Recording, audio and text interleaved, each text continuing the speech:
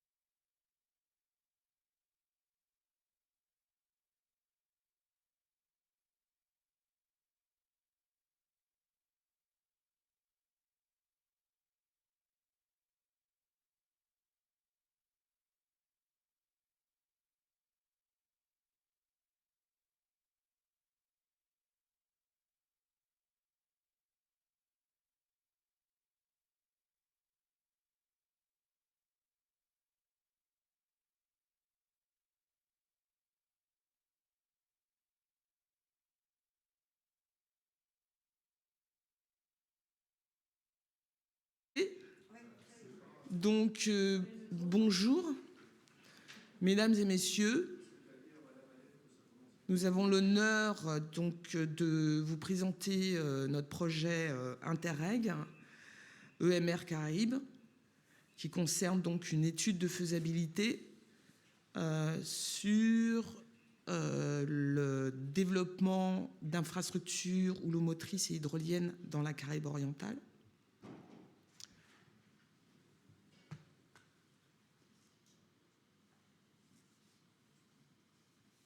Donc, voilà les éléments d'information dont vous auriez besoin pour pouvoir vous avoir la présentation en ligne.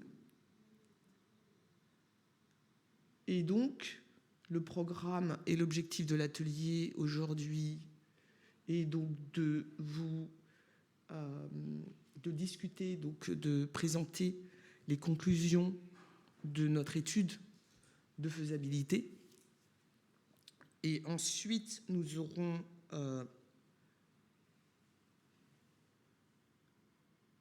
deux tables rondes, une portant sur le financement des projets d'énergie renouvelable marine, et donc quelles sont les potentialités de financement, quels sont les principes qui régissent et les modalités qui régissent le financement des projets d'économie bleue.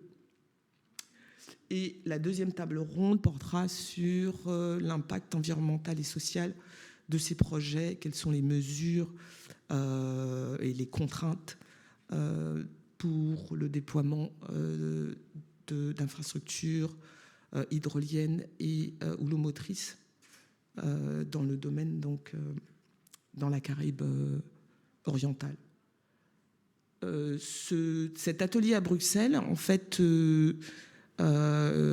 et à la suite de deux ateliers que nous avons menés, un en Guadeloupe au mois de juin dernier et un autre à Sainte-Lucie. Donc aujourd'hui est notre troisième atelier et nous avons l'honneur de recevoir notre ambassadrice et Madame Carmen Marquez-Louise, qui est donc ambassadrice du pacte écologique de l'Union européenne. C'est ça, Carmen ? Pacte climatique, excusez-moi, de l'Union européenne. Donc, je te laisse la parole, Carmen, pour donc introduire notre atelier aujourd'hui. Merci.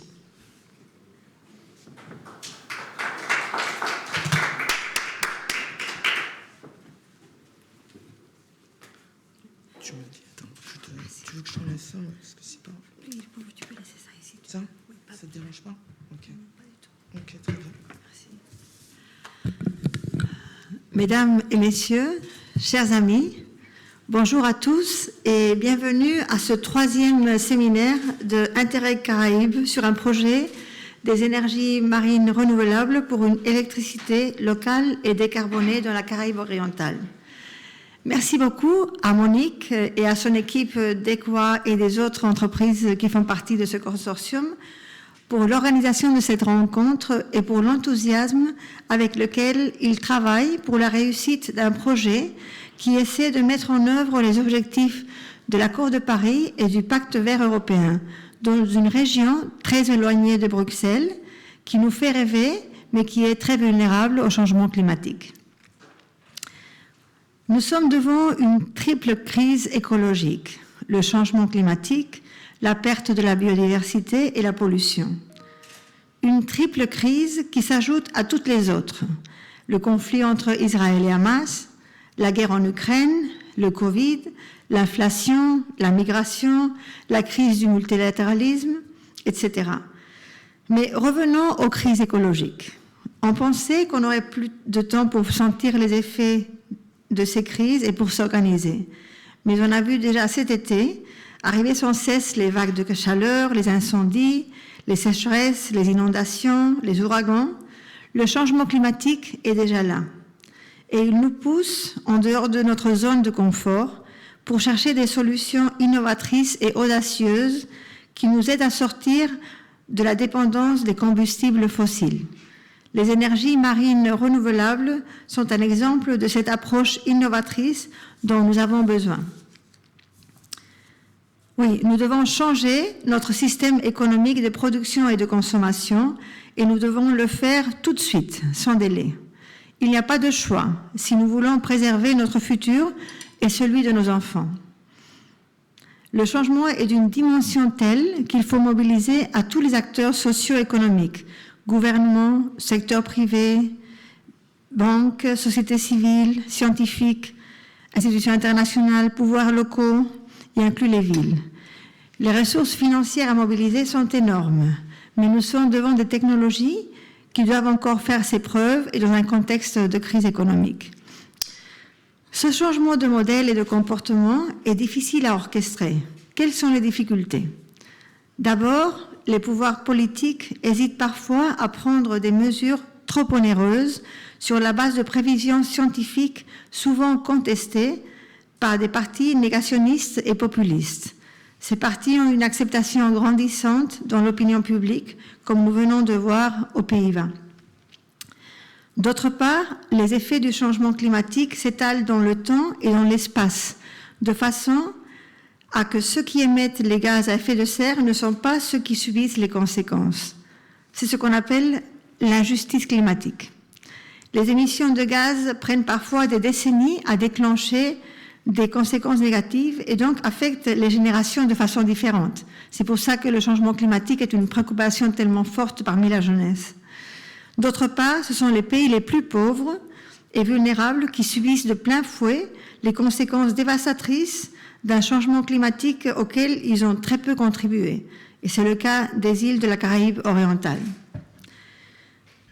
Ensuite, le changement climatique est un défi global qui affecte toute la population de la planète, même s'il se décline au niveau local et s'il affecte surtout certains pays plus vulnérables comme ceux des Caraïbes.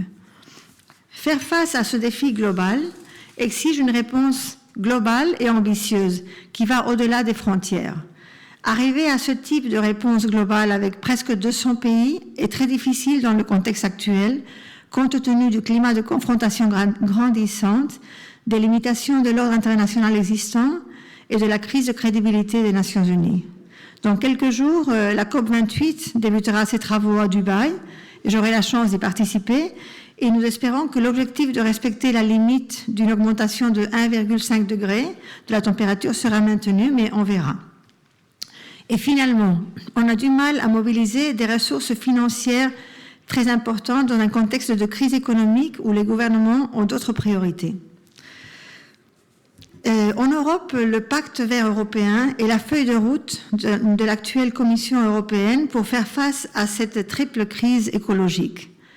En effet, Monique, mon travail en tant qu'ambassadrice va au-delà du changement climatique. Ça concerne aussi les autres questions environnementales comme la perte de la biodiversité ou la pollution. Tu avais raison.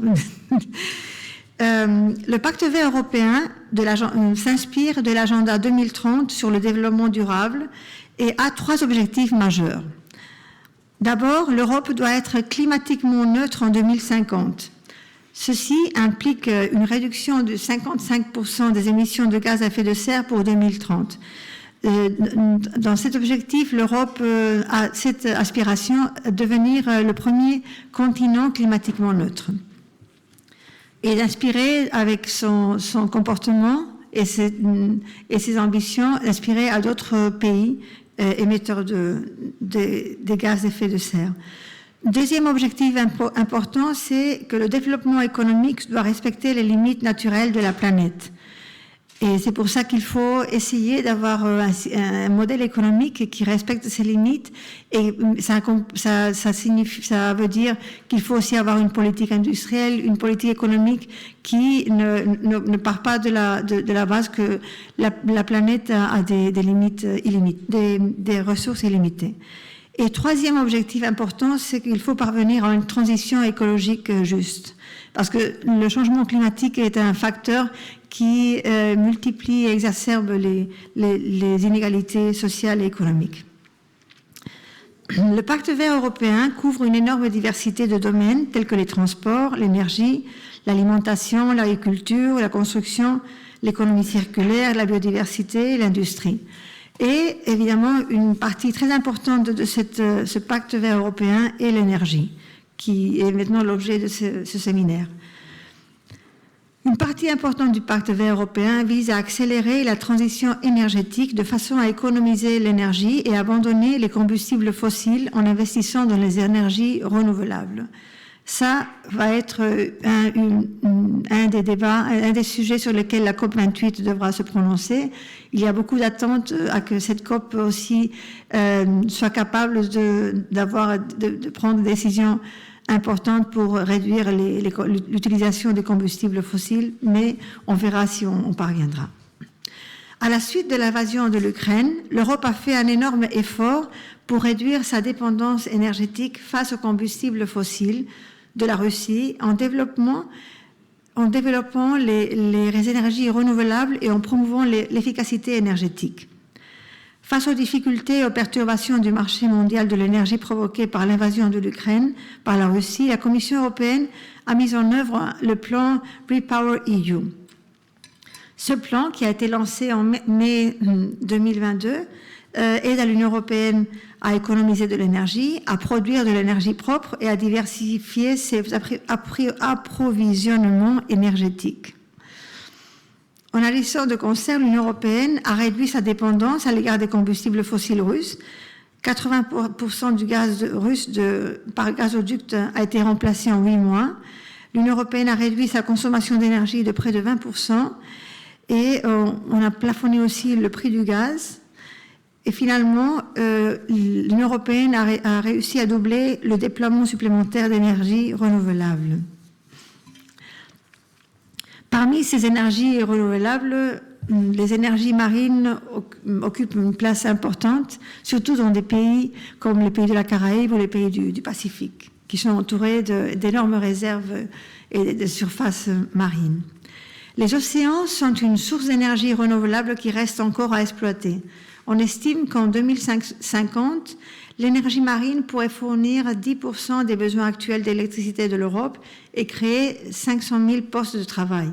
Selon la Commission européenne, les énergies marines renouvelables sont indispensables pour arriver aux objectifs climatiques. Mais le secteur fait face à des défis liés au caractère limité de l'espace maritime utilisable et à l'impact environnemental. La stratégie de l'Union européenne sur les énergies marines renouvelables en vue d'un futur climatiquement neutre qui a été adoptée par la Commission européenne en 2020 met les bases pour un saut qualitatif en vue d'une réelle capacité européenne en matière d'énergie renouvelable. mais le déploiement des énergies renouvelables trouve des difficultés, car il doit se faire d'une façon respectueuse avec l'environnement et les autres usages de la mer. En septembre 2023, la Cour des comptes a fait une analyse plutôt critique de la mise en œuvre de cette stratégie et elle a souligné l'importance d'avoir une vue d'ensemble sur l'utilisation des espaces marins et la convenience de tenir compte des autres usages de la mer, par exemple la pêche. Je sais que dans ce projet, vous êtes très conscient de ce type de difficultés et j'espère que malgré ce type d'obstacles, vous parviendrez à convaincre les États de cette région à investir davantage dans les énergies marines renouvelables, parce que c'est quelque chose qui est très important dans ce contexte climatique global. La Caraïbe orientale est une des régions les plus vulnérables aux effets du changement climatique et en même temps, elle contribue très peu aux émissions de gaz à effet de serre. Elle est composée de plusieurs îles avec une histoire, des langues et des statuts juridiques différents, État indépendant, territoire d'outre-mer. Ceci est un défi majeur, comme vous avez pu aussi observer, pour l'établissement d'une coopération régionale qui fonctionne entre des îles avec une grande diversité. Parce que pour arriver à un déploiement des énergies marines renouvelables, il est très important aussi d'arriver à une bonne coopération régionale entre des pays qui sont très petits et qui ont des économies aussi assez réduites. Les pays de la Caraïbe orientale font partie d'un groupe très revendicatif dans les négociations de la COP, ce qu'on appelle les SIDS, ces Small Island Developing States, qui se battent pour obtenir du financement des pertes et dommages et aussi pour financer leur plan d'adaptation. Il s'agit de pays très vulnérables et qui ont en même temps des ressources limitées. Ce projet est une initiative transfrontalière dans le cadre du programme Interreg Caraïbes, lancé par le Fonds européen de développement régional, qui vise justement à promouvoir cette intégration et coopération régionale entre des îles d'une même zone géographique, mais avec des langues, des cultures différentes, ce qui est parfois un défi. Le projet, comme vous le savez très bien, a un double objectif, c'est de soutenir le développement des énergies renouvelables dans les Caraïbes orientales et d'augmenter la part des énergies renouvelables pour une plus grande autonomie énergétique de ce territoire.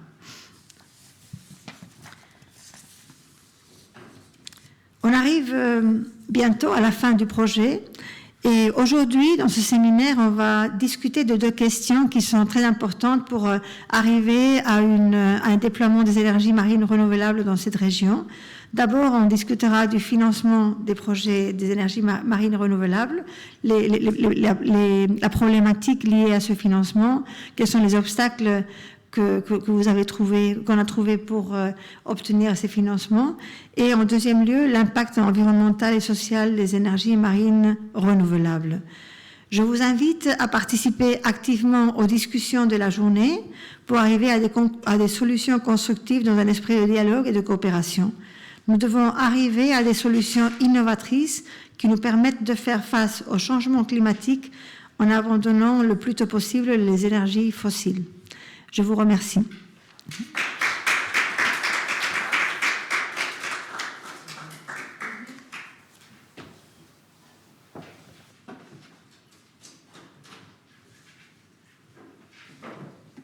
Merci beaucoup, Carmen.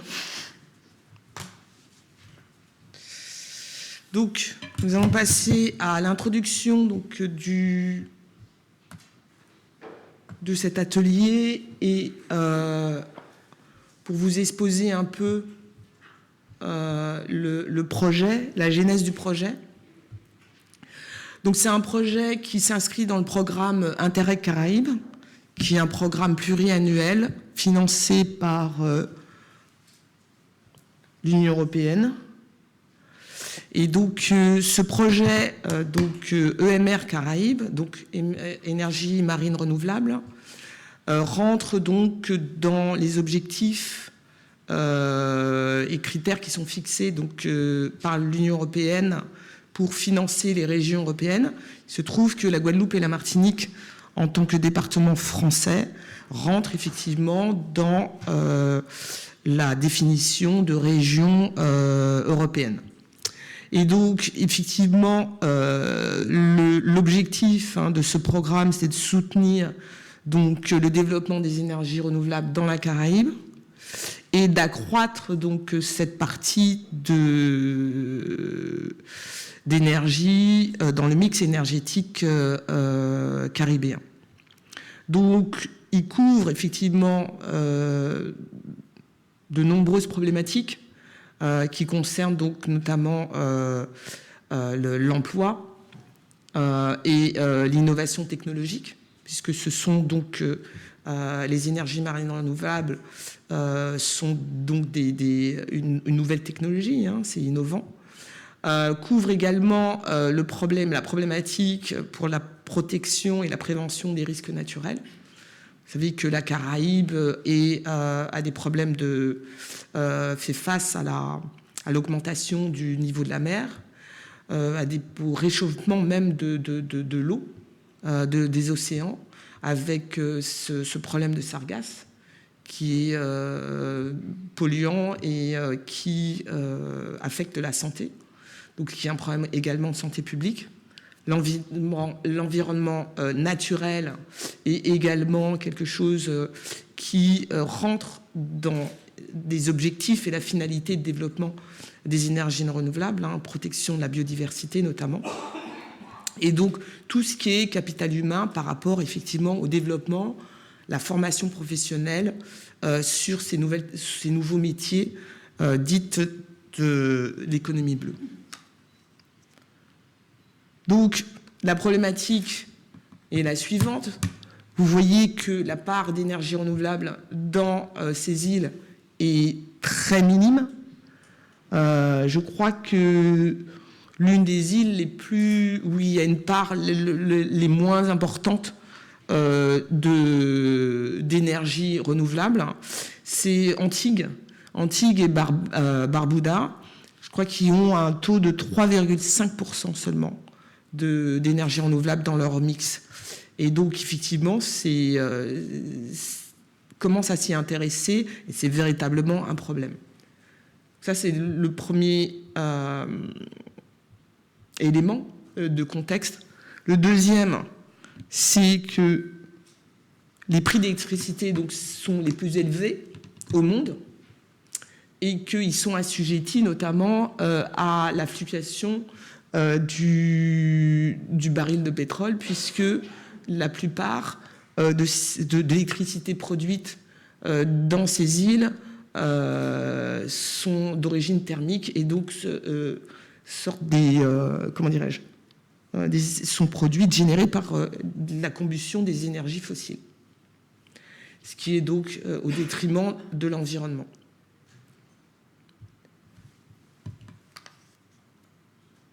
L'approche donc qui a été de notre étude, c'est donc d'encourager effectivement, de renforcer et de promouvoir ces énergies dans la Caraïbe, d'essayer de s'émanciper donc de la dépendance des énergies fossiles, et donc permettant de maîtriser le coût de l'énergie, le coût de l'électricité, de renforcer la coopération inter-îles dans la région Caraïbe, sachant qu'effectivement le programme FEDER, le Fonds européen de développement régional, un des objectifs majeurs est de renforcer donc la coopération inter-îles entre les îles sur donc ces différents aspects économiques, des problématiques donc environnementales et le problème également de l'emploi.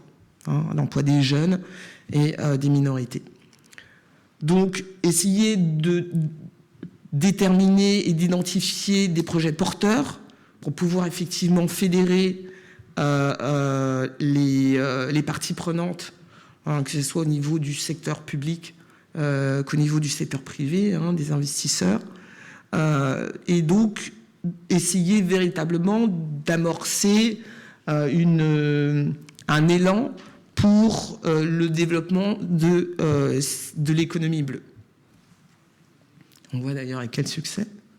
Alors, les activités et résultats attendus, donc c'est déjà effectivement ce qu'on va vous présenter. Donc, nos conclusions et nos principales recommandations concernant donc la faisabilité de projets houlomoteurs ou hydroliens, l'identification de projets pilotes, l'identification aussi des différents schémas contractuels qui pourraient être appliqués, à savoir quelle est la part du secteur public et du secteur privé. Donc, est-ce qu'on peut développer donc des partenariats publics-privés pour développer ce genre de projet?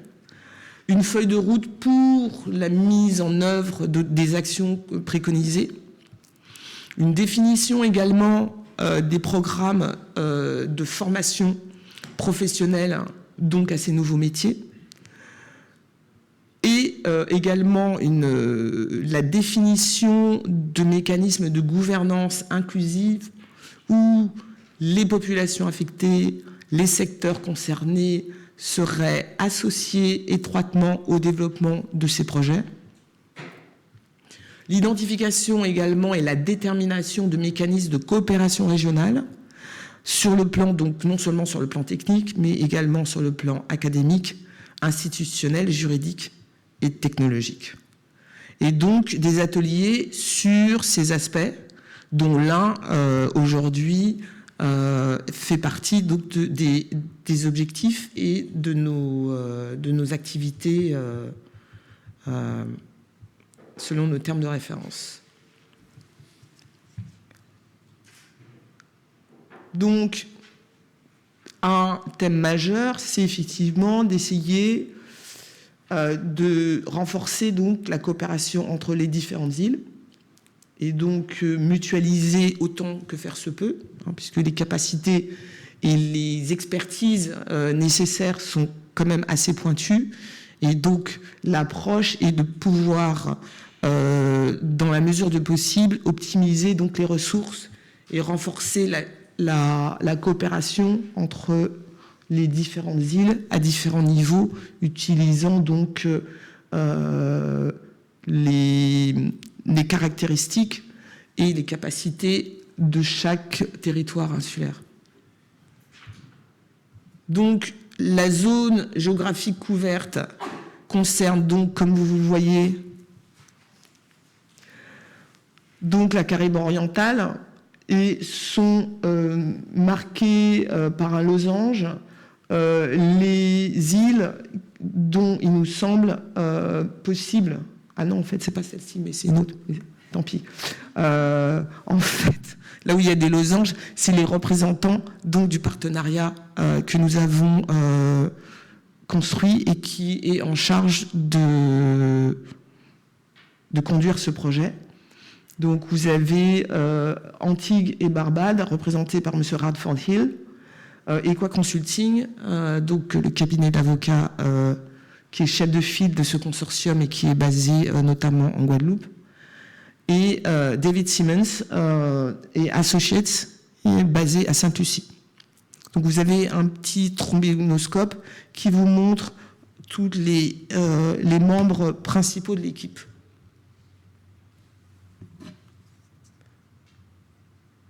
Alors, la présentation de l'étude de préfaisabilité, je crois que je dois passer la main à Céline et Bruno, qui vont vous présenter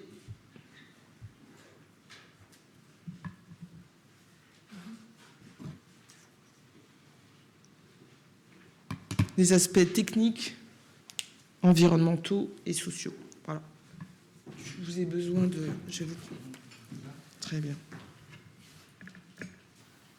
Bon, merci pour vos applaudissements, en fait.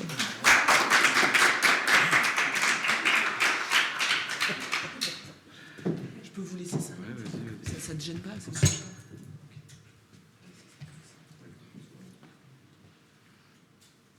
Je sais pas si tu veux l'utiliser ou... Non, je pense pas. Non, ça, voilà. C'est le vert pour machin, et c'est...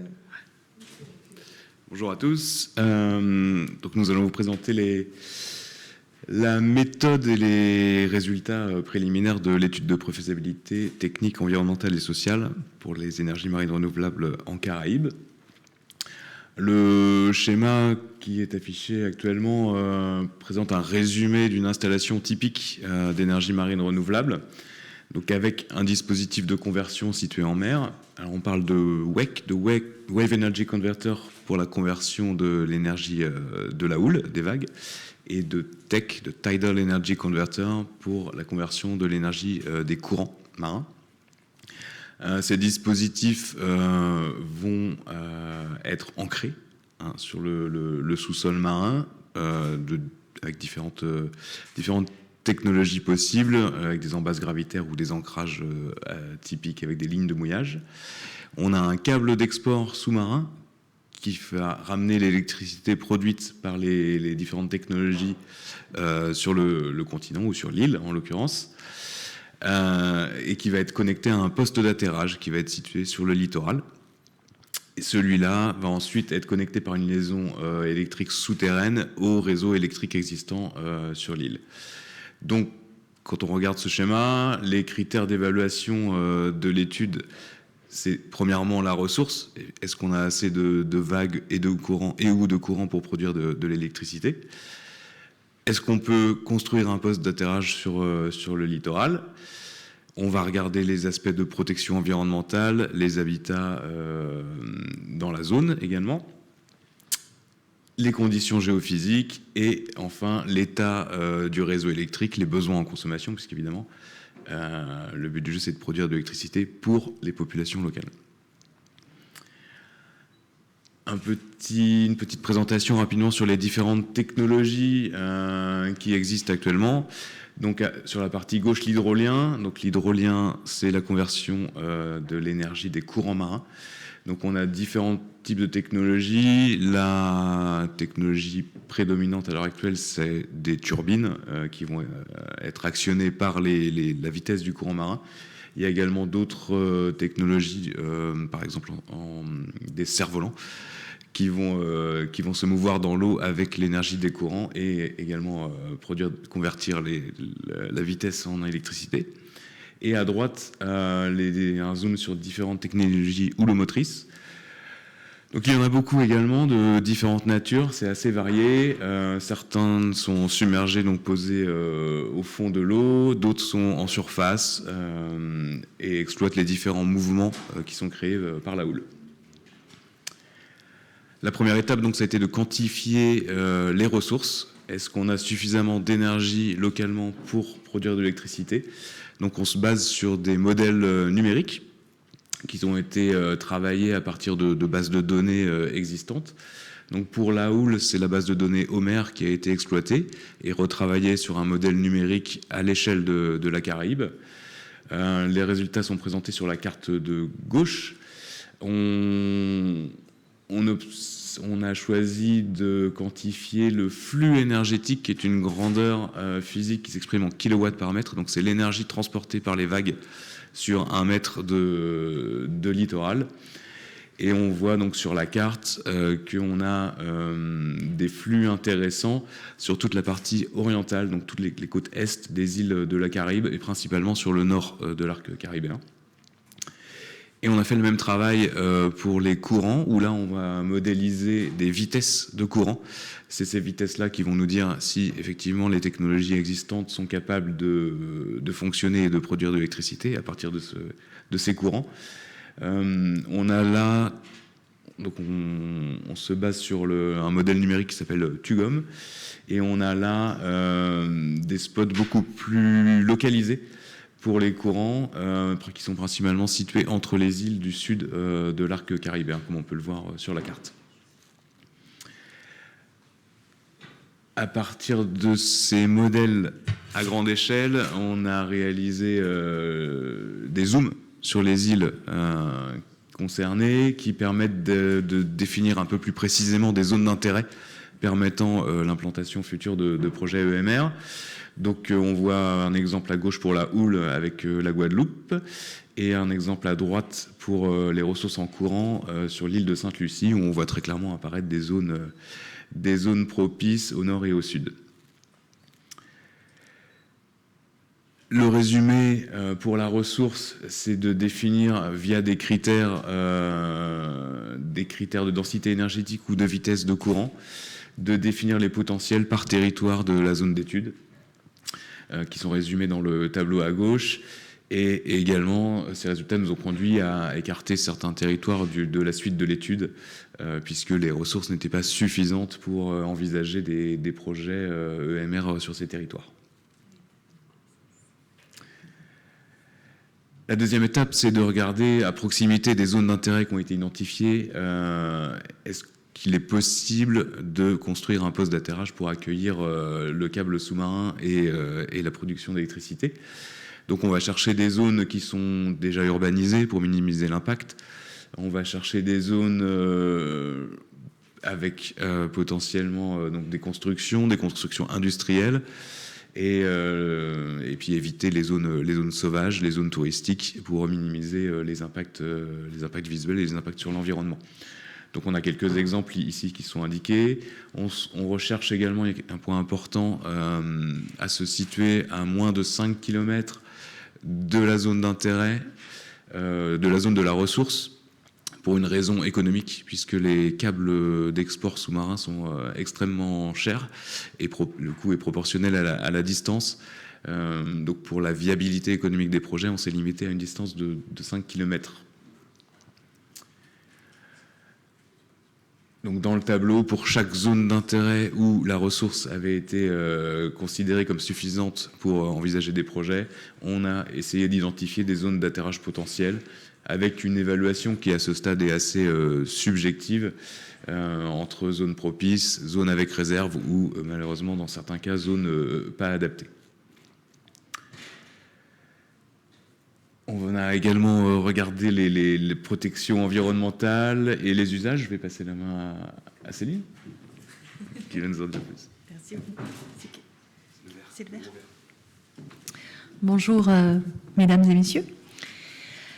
Donc, en effet, l'étape qui vient en suivant de ce que vous a expliqué Bruno, c'est d'identifier, de répertorier tous les zonages environnementaux qui vont exister sur l'ensemble des territoires que nous avons étudiés. Donc, ils sont très nombreux, ils sont variés, ils n'ont pas tous la même portée juridique. Sur les territoires français, il y a énormément de zonages. On ne va pas forcément retrouver les mêmes catégories sur les autres territoires. Donc là, à ce stade-là, c'est vraiment une identification de l'existant. Non ? Tac. C'est bon. On va également établir pour chacune des îles que nous avons analysées, on va établir des cartographies sur la base de différentes données, de données bibliographiques qu'on a collectées, recherchées.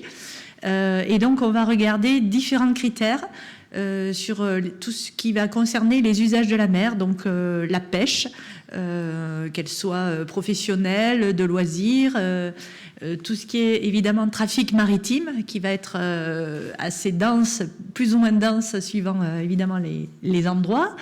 Le tourisme, bien sûr, qui est une activité économique très importante pour ces territoires caribéens. Et donc voilà, là aussi, simplement, on va faire un état des lieux et cartographier à une échelle encore assez large ce qu'on peut collecter et connaître aujourd'hui. Donc ensuite, île par île, on a répertorié tout ce qu'on avait pu donc relever pour faire un état des lieux et avoir un résumé des principaux enjeux sur les territoires de l'étude.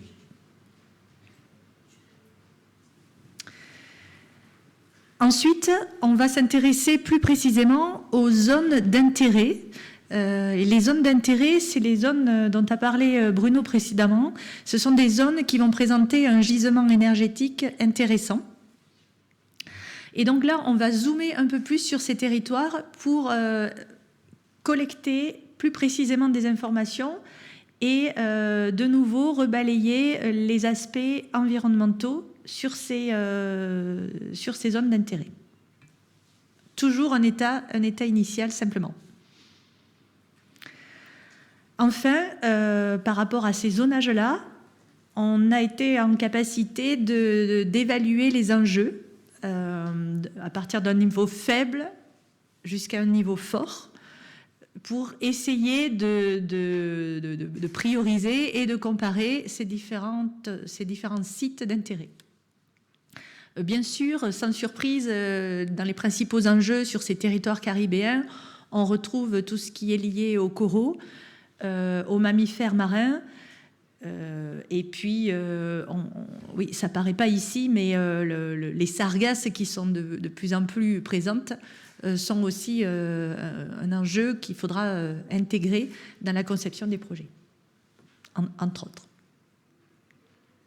Je repasse la main à Bruno. Déjà.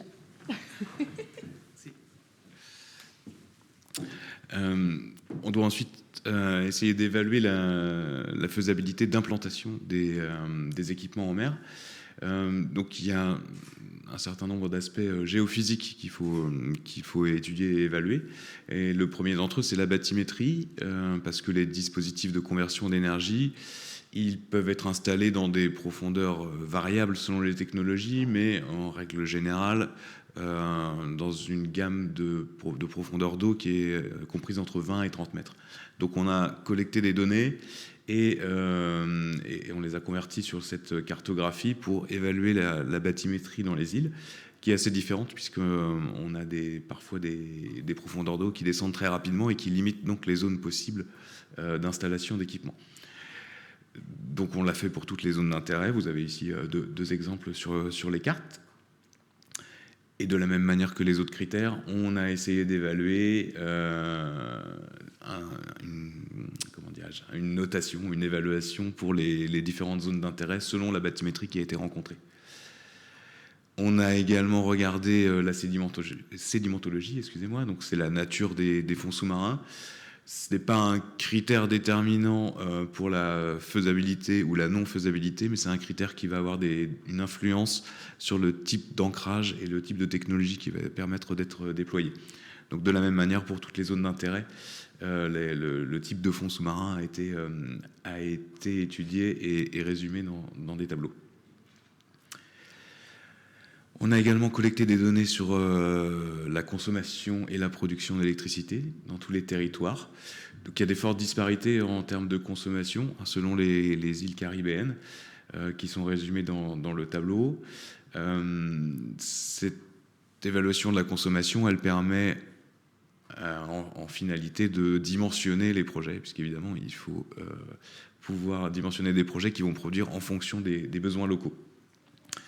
Il y a également un travail d'identification de l'ensemble des acteurs de l'électricité dans chaque territoire. Donc les ministères, les compagnies d'électricité, de production, de transport et les régulateurs. Il y a un aspect important également, c'est que pour pouvoir mettre en œuvre ces projets EMR, il faut avoir des moyens logistiques et portuaires. Donc ça a été également un des volets de l'étude et c'est Thomas qui va nous la présenter. Merci Bruno, bonjour à tous. Effectivement, on a examiné avec Maritime les aspects liés à la logistique terrestre et logistique maritime, logistique portuaire. Si on revient sur la zone d'étude, ça a été indiqué en introduction, c'est vrai qu'on est sur une zone d'étude qui est assez large parce que du nord au sud, on a un arc d'à peu près 1000 km avec des situations politiques, des situations économiques qui sont assez différentes, et notamment des statuts vraiment différents selon qu'on est dans des petits États indépendants ou dans des régions ultra-périphériques européennes comme la Guadeloupe et la Martinique, ça a été déjà dit tout à l'heure.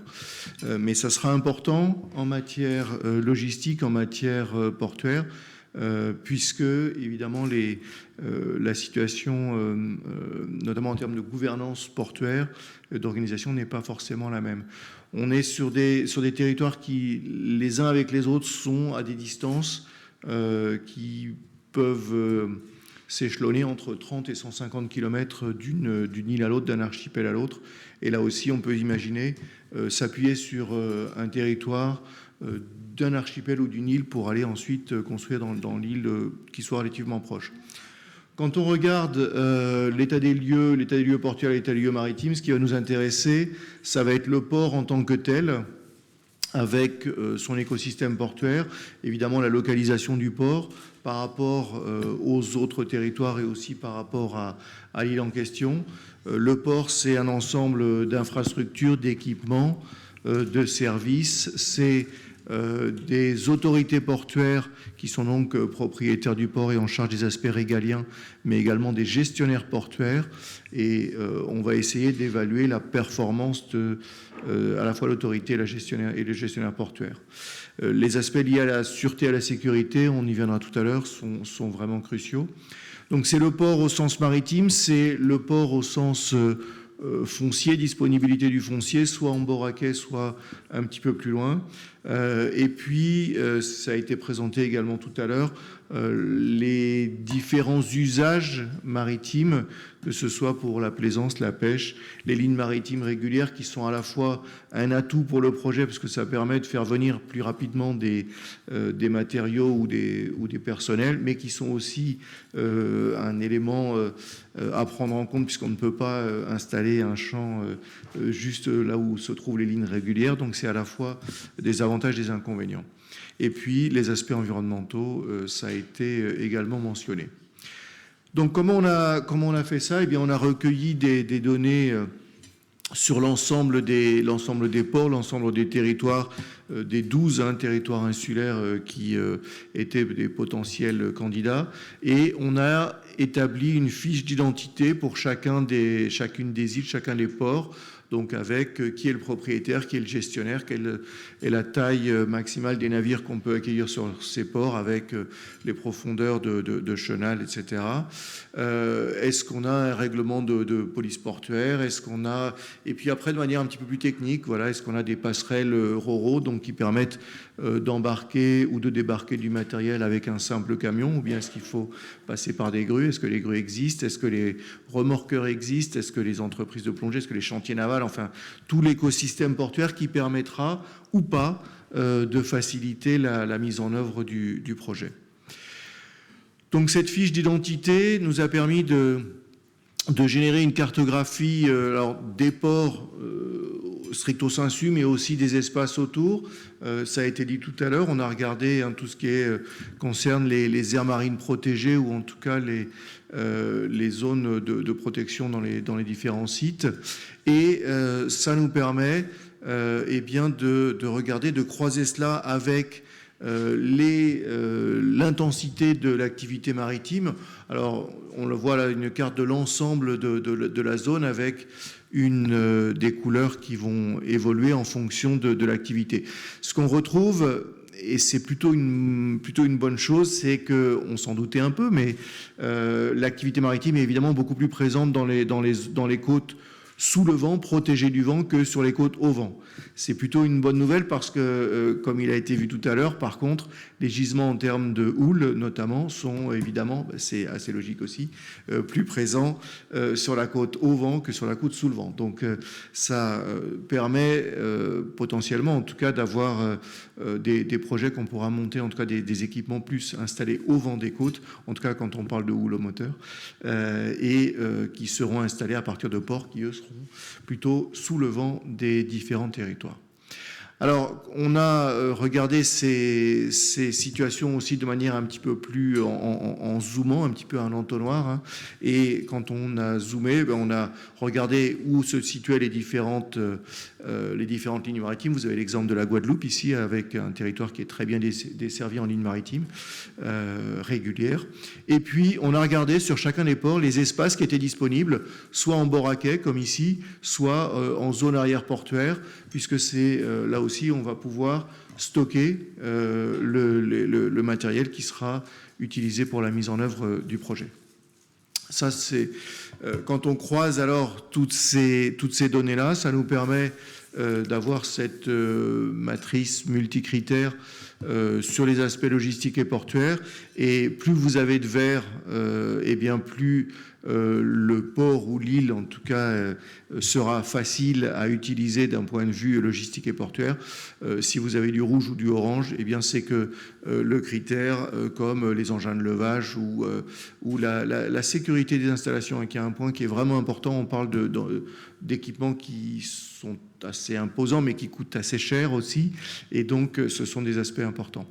Quand on met tout ça bout à bout, on s'aperçoit que certains territoires sont plutôt bien dotés. On peut regarder, alors, pas de surprise, hein, la Guadeloupe, la Martinique, Sainte-Lucie, Trinidad et Tobago, enfin, sont plutôt assez bien dotés, à la fois en termes d'infrastructure, en termes de services, également en termes de sécurité. Et puis, on s'aperçoit qu'il y a une ligne qui reste encore à mettre en place, hein, puis c'est vraiment c'est le but de ce projet, c'est l'installation de projets liés aux énergies marines renouvelables qui restent à mener, qui restent à mettre en œuvre. Ça tombe bien parce que c'est justement le but de ce projet EMR Caraïbes. Voilà pour l'aspect portuaire et l'aspect maritime. Maintenant, quand on croise les aspects techniques et les aspects maritimes, on arrive à une conclusion multicritère.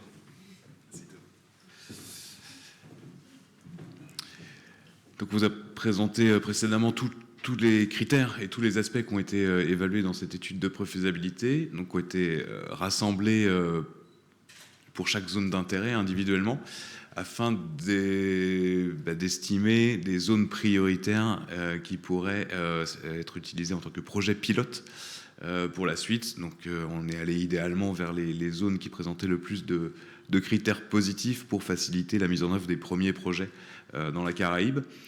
À ce stade, on a identifié donc 4 projets pilotes qui sont tous des projets houlomoteur.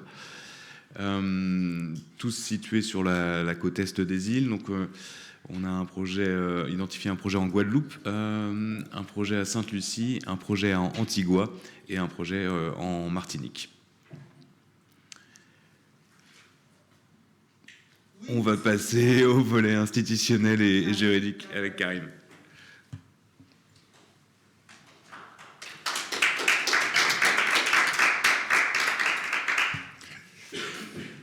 Merci Bruno. La question du volet institutionnel et juridique est relativement simple. On peut dire, pour la simplifier, qu'elle est placée sous le signe d'une certaine complexité. Et c'est ces aspects-là que je vais d'abord commencer à exposer.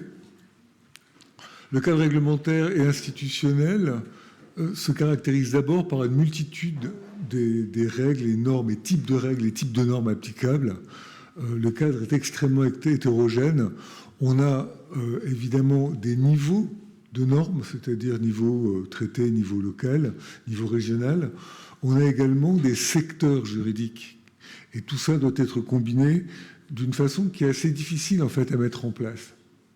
À ça s'ajoute évidemment toutes les contraintes juridiques locales de type droit du travail, loi sectorielle locale, le droit de la commande publique, qui sont autant de règles éminemment locales qui compliquent par définition toute tentative de régionalisation d'un projet. À cela s'ajoute, y compris à l'échelle locale, une constellation d'acteurs et donc des télescopages de compétences au niveau local, régional et un télescopage de compétences de type ministère, agence et autres. Encore une fois, la grande diversité des secteurs concernés complique les choses. Concernant les acteurs de la société civile, il y a une multitude de dimensions également à prendre en compte. Il y a évidemment les ONG de type environnemental, citoyenne, mais il y a aussi les acteurs sectoriels, en particulier dans ce cas très précis, les pêcheurs. Les principes, on va dire, régionaux, internationaux, sont des principes qui sont émergents. Ça veut dire concrètement qu'on n'est pas dans le domaine de l'impératif. On est plutôt sur l'identification à ce stade de grands principes qu'on essaie de mettre en place. Les acteurs en particulier de l'ESS, sont en train de chercher à mettre en place des règles de gouvernance commune de l'espace maritime de l'ESS. Mais tout ça, ça reste au niveau de la charte, c'est-à-dire de ce qu'on pourrait appeler chez les juristes de la soft law. Idem pour tout ce qui est mise en place, et c'est émergent, c'est là, mais c'est encore au niveau de la charte, tout ce qui s'adresse spécifiquement aux questions d'énergie bleue. Alors, je vais passer sur le cadre institutionnel. Pareil, ce qui apparaît ici, fondamentalement, c'est une diversité qui est assez importante, et donc des contraintes d'ajustement que l'on retrouve à tous les niveaux. Donc les enjeux, pour résumer, c'est l'émergence du secteur, et donc le fait que la plupart des règles que l'on voit sont soit locales, soit régionales, mais non impératives, la constellation des acteurs impliqués, le clash des procédures administratives locales, qui sont par définition des règles de la commande publique, qui sont difficilement ajustables d'une île à l'autre, et il reste à cela la question de certains contentieux de délimitation des zones économiques exclusives qui sont encore non résolus et qui évidemment compliqueront la collaboration régionale. Il y en a un en particulier entre la Guadeloupe et Antigua et Barbuda et un autre entre Saint-Christophe et Nevis et Montserrat, qui sont donc des questions de délimitation des zones économiques exclusives, donc des 200 miles qui évidemment se chevauchent. Dernier point sur lequel je vais passer brièvement, il y a, d'un point de vue juridique, une complexité intrinsèque au projet transfrontalier, parce qu'on a toujours le même dilemme, si vous voulez.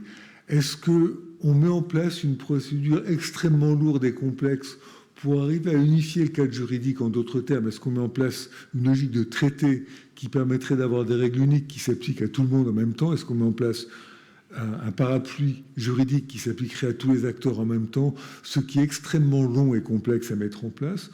Ou alors, est-ce que, plus modestement, on cherche à jouer local? Mais si on cherche à jouer local, il va falloir harmoniser les cadres locaux, ce qui suppose l'introduction d'un certain nombre de réformes juridiques dans une partie des secteurs que j'ai évoqués tout à l'heure. Concernant les mécanismes de gouvernance et de montage contractuel qui peuvent être mis en place, c'est pas beaucoup plus simple en réalité quand on prend le problème sous l'angle des PPP. Ce qu'on vous a mis là comme schéma, sur lequel je ne m'étendrai pas particulièrement, c'est le PPP qui est en fait, je dirais, le modèle le plus achevé qu'on pourrait mettre en place. Donc, si vous voyez, le plus achevé, mais aussi, dans certains cas, le plus logique. Encore une fois, ce qui saute aux yeux, c'est la pluralité de contrats avec une pluralité d'acteurs, et donc la nécessité non pas de gérer une dynamique juridique, mais une pluralité, une pile de contrats, en fait. Et c'est cette articulation de la pile de contrats qui est la dimension juridique la plus complexe à gérer de notre point de vue. On est littéralement dans ce domaine-là, dans le domaine du management juridique, puisqu'on a une pluralité d'acteurs, une pluralité de composantes, une pluralité de dynamiques, une pluralité de normes, une pluralité contractuelle. La seule bonne nouvelle, le seul endroit, la seule bonne nouvelle juridique, si j'ose dire, ou le seul domaine où on a une certaine flexibilité et donc la possibilité de jouer simple, c'est le domaine de la gouvernance, parce que la disparité des cadres juridiques et la disparité des acteurs n'impactent pas cette dimension-là. Donc, si on veut jouer, on va dire, participatif avec des acteurs locaux, si on veut penser une gouvernance un peu en pointe, un peu moderne de ce type de projet, c'est concevable et c'est concevable partout. C'est concevable partout comment? Dans les îles anglophones, on surmonte très facilement la question de la participation parce que la frontière publique-privée est moins tranchée que dans les zones françaises. Mais même dans les zones françaises, c'est-à-dire Guadeloupe, Martinique, il existe actuellement des projets, la possibilité de mettre en place, il y a des textes qui ont été passés, et il y a la fameuse loi de 2015 relative à la transition énergétique pour la croissance verte, qui permettent de mettre relativement facilement en place des cadres participatifs qui sont assez faciles à gérer. Donc, dans ces questions-là, la difficulté, je dirais, sur ces questions-là de la gouvernance, la difficulté serait une difficulté d'organisation des acteurs, mais on n'aura pas vraiment d'obstacle juridique, on a une certaine liberté, et côté anglophone et côté francophone. Voilà, je passe la main à Céline pour le volet économique, et je vous remercie.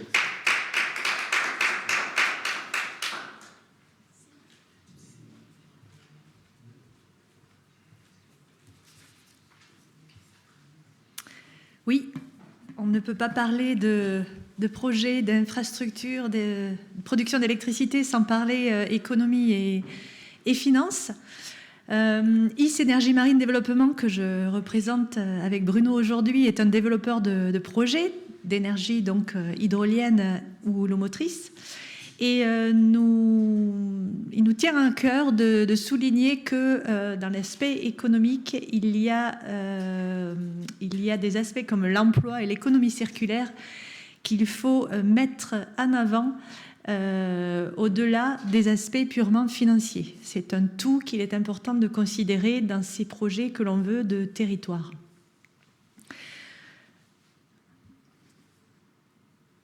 Donc là, ici, vous avez une représentation de toute la chaîne de valeur et de tout le cycle d'un projet d'énergie marine renouvelable. Donc l'objet ici n'est pas de vous détailler toutes ces étapes et compétences qui sont mises en œuvre. On voit qu'elles sont riches et variées. L'accent qu'on veut mettre ici, c'est l'emploi, bien sûr, que toutes ces compétences représentent, mais en particulier, notez que on va faire appel sur nos projets à des connaissances qui sont finalement anciennes, des connaissances des métiers de la mer. Et ça, c'est une bonne nouvelle puisque on va trouver ces compétences sur les territoires, les îles qui nous intéressent. Donc, on va pouvoir s'appuyer sur la construction navale et également l'électricité navale. Donc ça, c'est vraiment un point important pour nos projets puisque très en amont, on va essayer d'identifier où sont ces compétences-là sur les territoires, comment on va pouvoir les mettre en œuvre et s'il est possible d'avoir des synergies entre nos territoires, puisque comme le disait Monique notamment en introduction, l'intérêt de ces programmes est aussi de travailler, de mettre en valeur les synergies entre les territoires de la Caraïbe orientale. Donc nous sommes là pour appuyer, développer l'économie locale, avoir un bassin d'emploi, de compétences le plus large possible pour essayer de donner vie au plus de projets possibles. Alors cela nous amène à parler aussi économie circulaire. On le voit peut-être pas assez souvent.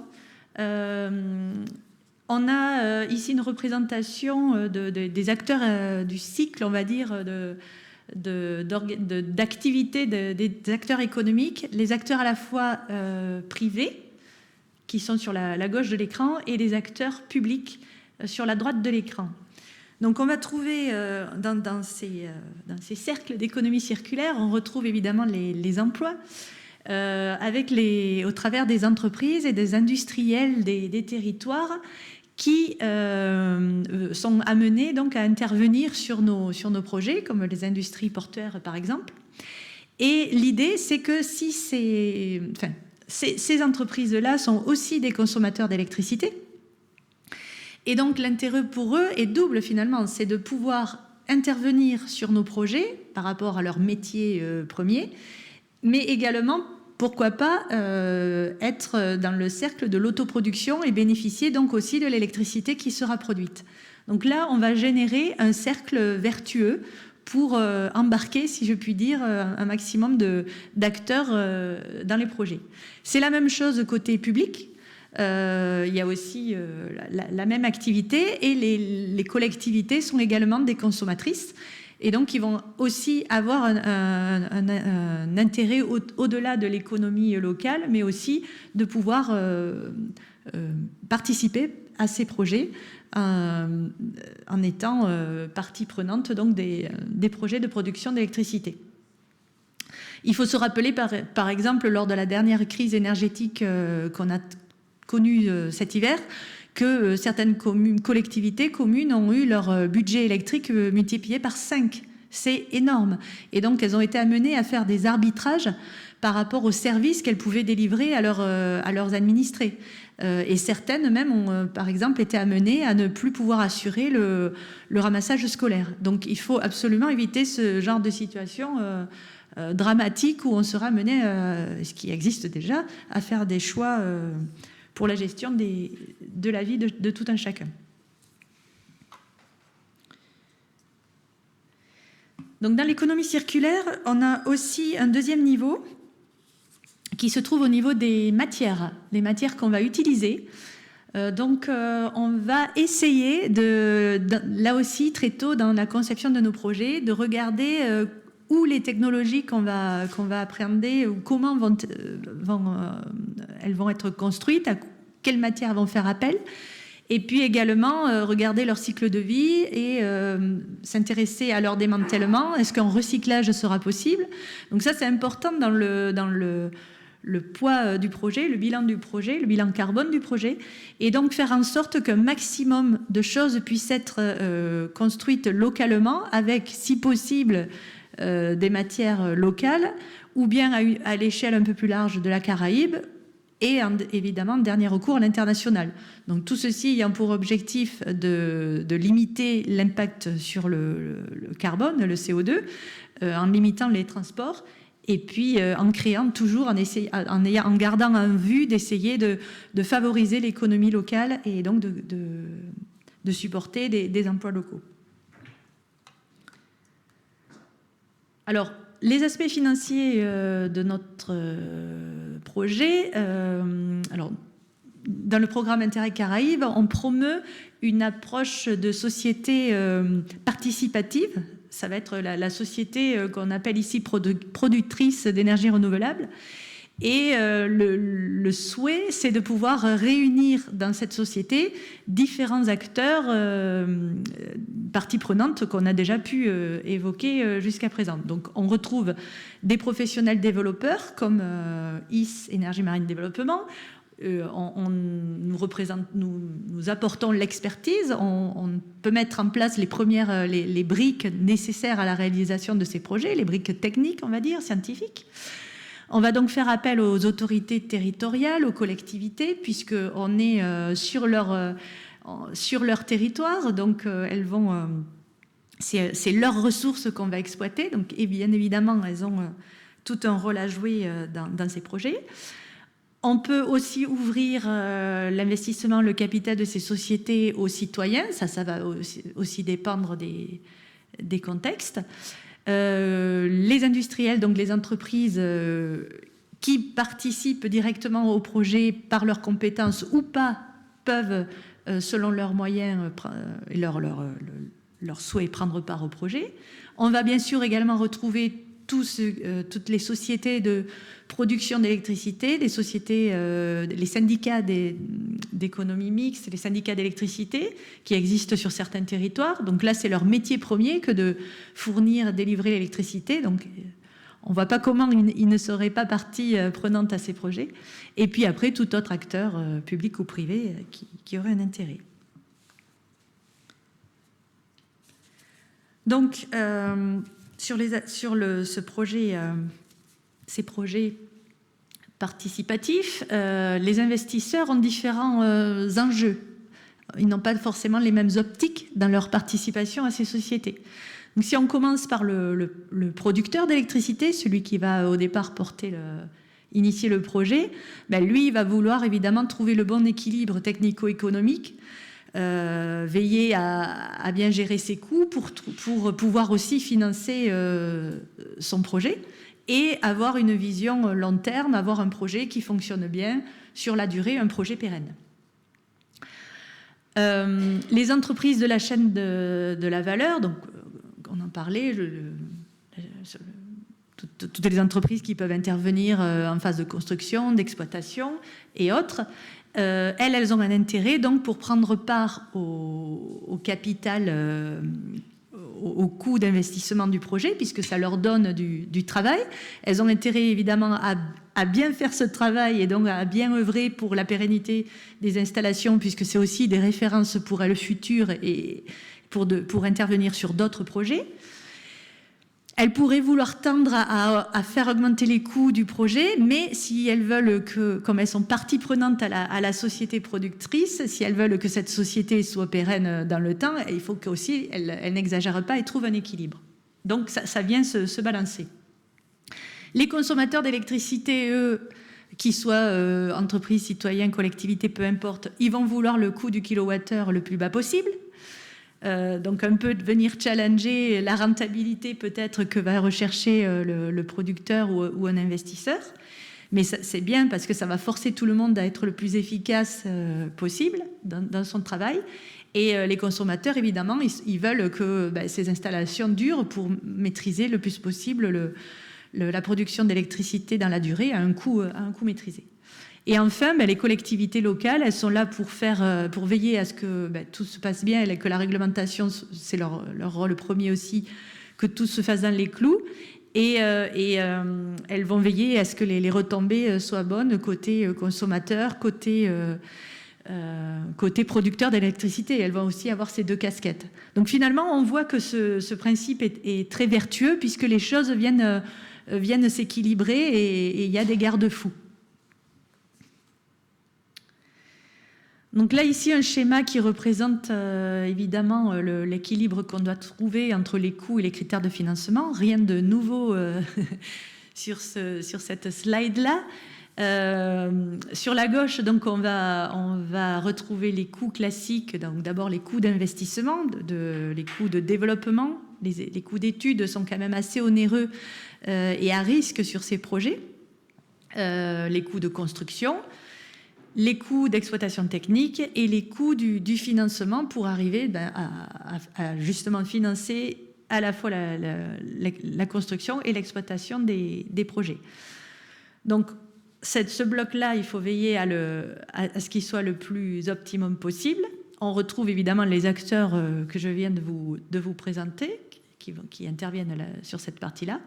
Et en face, on a les critères de financement qu'il faut aussi maîtriser pour trouver donc ce bon équilibre dans nos sociétés mixtes. Donc, avoir malgré tout une marge acceptable avec un taux d'actualisation, c'est-à-dire la valeur de l'argent qui soit maîtrisée pour pouvoir venir payer notre projet.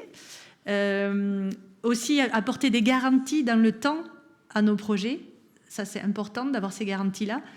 L'aspect assurance est un sujet important qu'il faut signaler et on n'a pas. Aujourd'hui, on voit que c'est quand même de plus en plus difficile d'avoir des assurances qui vont bien. Ça l'est à terre, donc en mer, ça devient très, très critique. Donc ça, c'est un point d'attention.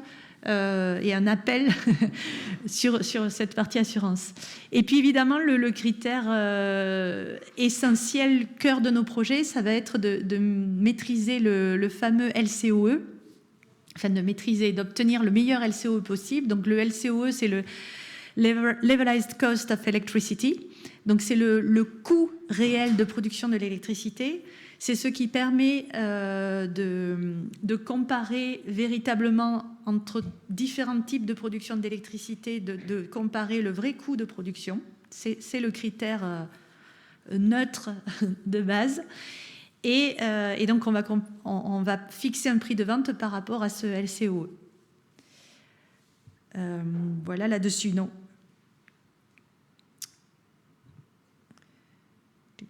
Excusez-moi. Et donc, pour terminer sur cette partie, ici, nous présentons un cas de base simplifié pour montrer les principaux leviers qu'on peut trouver. Donc, on part sur une installation d'1 mégawatt pour faire simple. Donc, ça, c'est la capacité installée. On considère un facteur de charge de 34%. Alors, le facteur de charge, c'est quoi? C'est en fait le rapport entre la ressource d'un site, la ressource, le gisement en vague ou en courant d'un site, et l'adéquation de l'installation technique par rapport à ce site. Et donc le facteur de charge va venir traduire l'efficacité de l'installation technique par rapport à la ressource. L'efficacité de capter la ressource pour la produire en électricité. Donc un facteur de 34%, c'est raisonnable, on va dire, on s'attend au moins à ces niveaux-là en mer. La distance à la côte, c'est un critère essentiel dans nos projets puisque naturellement, on peut imaginer que plus on va loin, plus on va avoir de gisements. Mais si on veut des projets de territoire, on ne peut pas aller très loin puisque le coût du câble, le coût de raccordement va présenter des frais fixes proportionnels à la distance, complexifier aussi les études, la mise en œuvre. Et donc, on part sur une distance de 4 km, trouver un compromis. On pose un CAPEX approximatif, donc CAPEX, le coût d'investissement, avec un taux d'endettement là qu'on a choisi équilibré, et avec donc ces hypothèses de départ, on obtient là par exemple un coût de production de l'électricité de 230 € je pense qu'il y a une erreur, ça doit être 230 € du mégawattheure. Kilowattheure, c'est énorme. Non, pardon, je tout d'un coup un doute. Non, je pense qu'il y a une erreur là. C'est du mégawattheure, hein? Oui, il y a une erreur. Excusez-moi, on n'a pas corrigé le slide. Donc c'est bien 230 € du mégawattheure, ce qui est déjà beaucoup. Oui, ça ferait énorme. Donc on fixe un prix de vente par exemple à 420 € et on obtient une certaine rentabilité. Bon, toutes choses égales par ailleurs, sur la simulation numéro 2, on a les mêmes hypothèses de départ, donc le même coût de production de l'électricité. Et si on veut chercher une rentabilité supérieure, on va jouer sur le prix de vente. Mais ce n'est pas ce qui va contenter nos consommateurs comme on le voyait avant. Donc, finalement, si on veut maîtriser notre prix de vente et rester dans des choses équilibrées qui satisfassent toutes les parties, il va falloir revenir sur nos hypothèses de départ et aller travailler, aller rechercher un facteur de charge plus important. Et ça veut dire quoi? Ça veut dire aller rechercher une ressource, un gisement en houle ou en courant plus élevé et avec des machines aussi peut-être plus efficaces. Donc, si on veut pouvoir donner un intérêt à ces projets avec des choses équilibrées, pouvoir convaincre des investisseurs de venir sur nos projets plutôt que sur des projets plus traditionnels qui vont retrouver des rentabilités plus élevées comme on les connaît aujourd'hui, ou si on veut sortir, on en discutait, de ces aspects purement financiers, il y a un critère de base, c'est le gisement. On connaît les équipements techniques, on connaît leur fonctionnement, et donc c'est à nous, experts de ce secteur, d'aller chercher les équipements les mieux adaptés pour un gisement donné, avec tous les autres critères dont on a parlé jusqu'à présent. Je vous remercie.